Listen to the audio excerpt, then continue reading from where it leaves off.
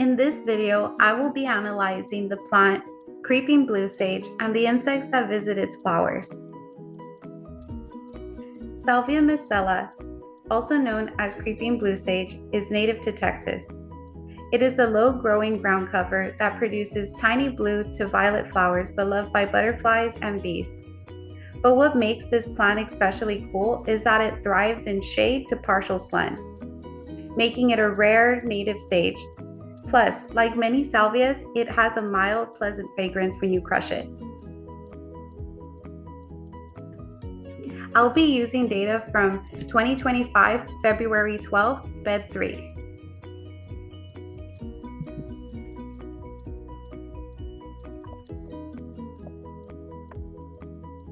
Before we move forward, keep in mind that the image name is at the top left corner of the screen, and the first minute is our buffer. So we'll begin at 2:50. Let's begin. Notice the color of the plant, the shape of the plant, and we're looking for any kind of discoloration or movement, any differences such as this here. We have our first visit, and it looks to be as though it is a wasp. So we have a tapered abdomen. We have straight wings. We have discoloration from here to here, indicating that this may be its eye. The capital L right here, its antennas facing down, sensing the flower. We'll see here its long legs coming out from its thorax. I can definitely say that this is indeed a wasp.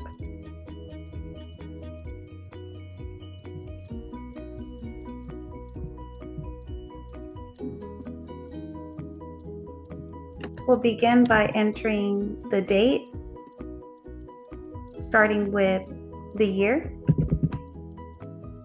then the month, then the date. The time is 2:55 p.m., 45 degrees Celsius outside. It's in bed 3. The plant species is creeping blue sage. There was, I believe, 5 floral units. 1, 2, 3, 4, 5.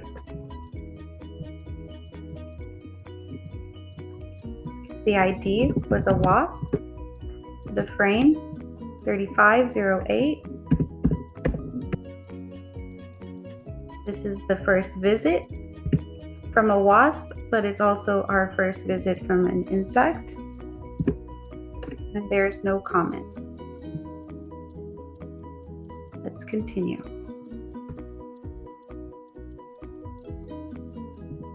It'll stay there and then leave. Great. And it looks to enter back. We can't say for sure that it is the same insect, but that there is a second visit. So this is indeed the wasp that we identified before. It has the angle in its abdomen due to feeding. It may be its normal anatomy for it to be doing that, but it may be doing that because it's feeding. But nonetheless, it has the curve, the same curve as the previous insect did. And if this here is indeed the antenna and not caused by shadowing due to the folding of the flower petals, the antenna is straight. The eye is in the same location, pointed down, and it has that kind of almond face that you would imagine a wasp would have. The wings are very straight and they are not overlapping. So that looks as though it is indeed a wasp. And it also has those long, thin legs.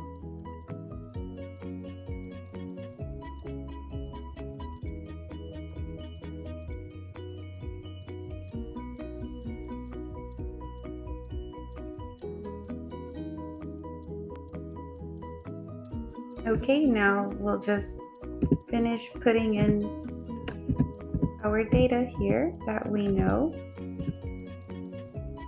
The wasp identification, and then it came from 3514. That is our second wasp visit, no comments. And we shall continue image by image.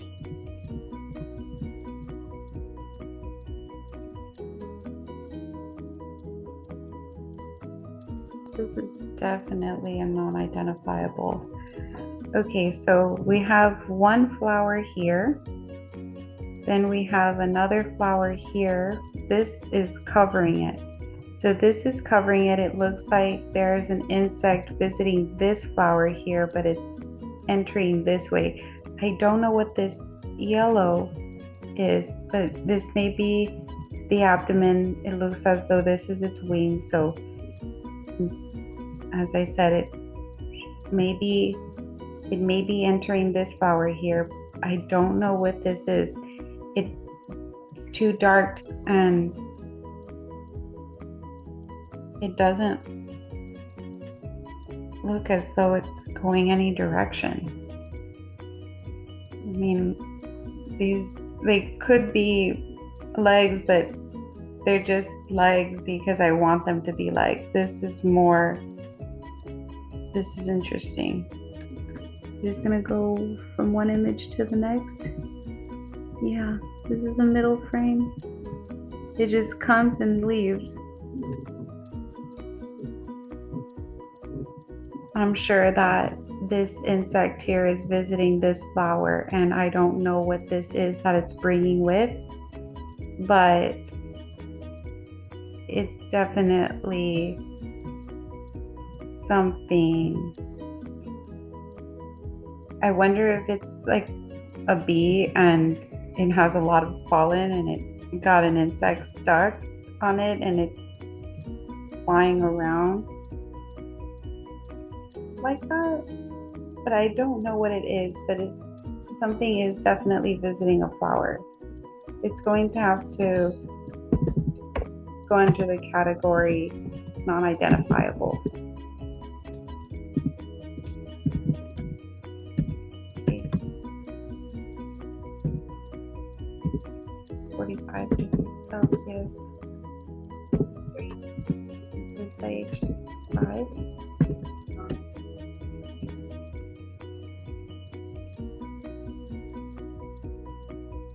That is in JPEG 3536. It's its first visit.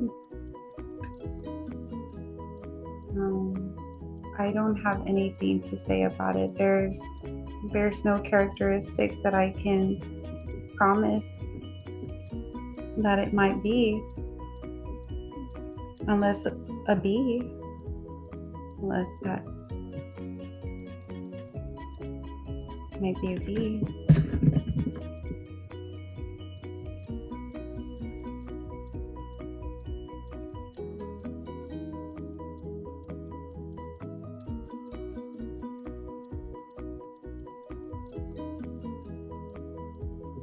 Okay, let's continue.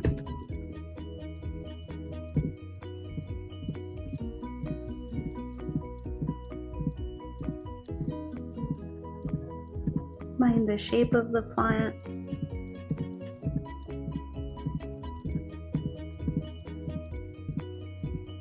It's very still, so any movement, it's going to be obvious. I even saw this little hair over here. Might be web, but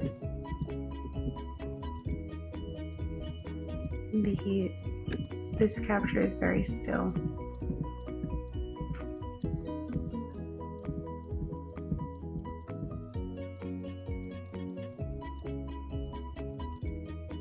Notice that the plant is in focus and the background is blurry.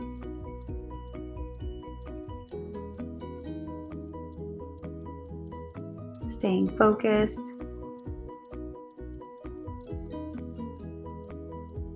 Notice the fuzz on the plant. Notice the color of the plant, the transition from white to blue. Keep your eyes peeled.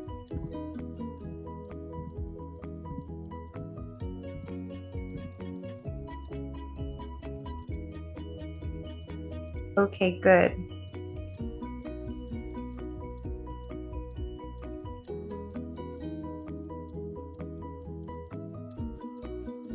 There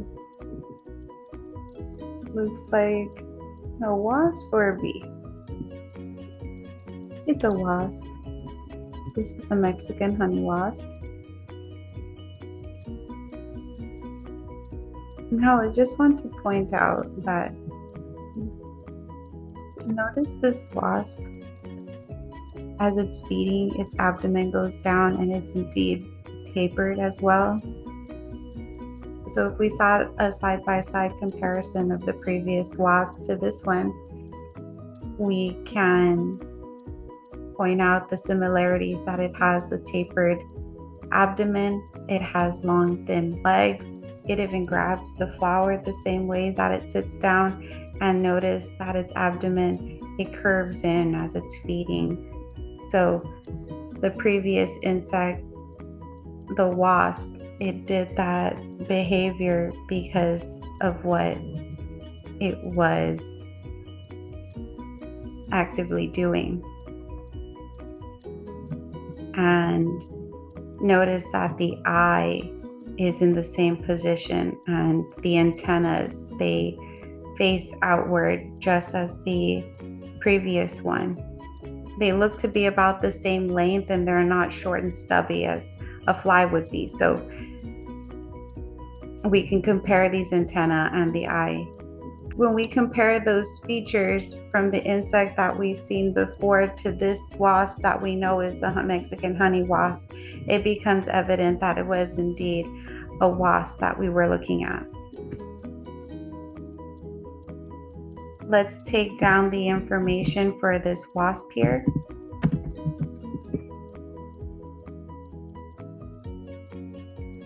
(47°C).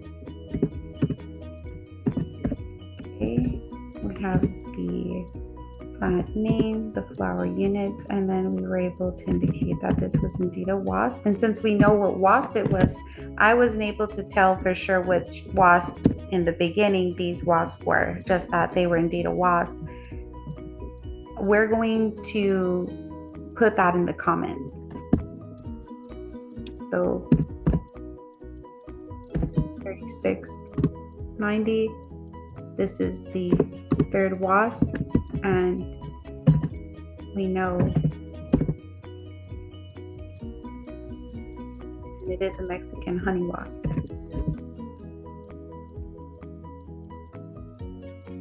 And we shall continue.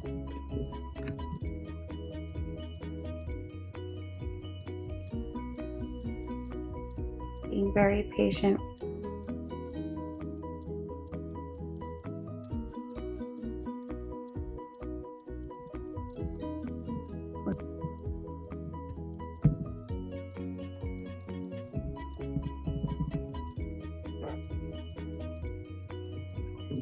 Okay, that's it.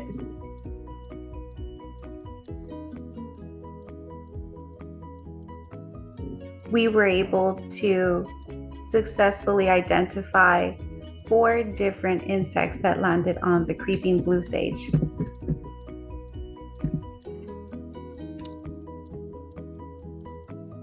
On February 12th. And lastly, just sign for your work.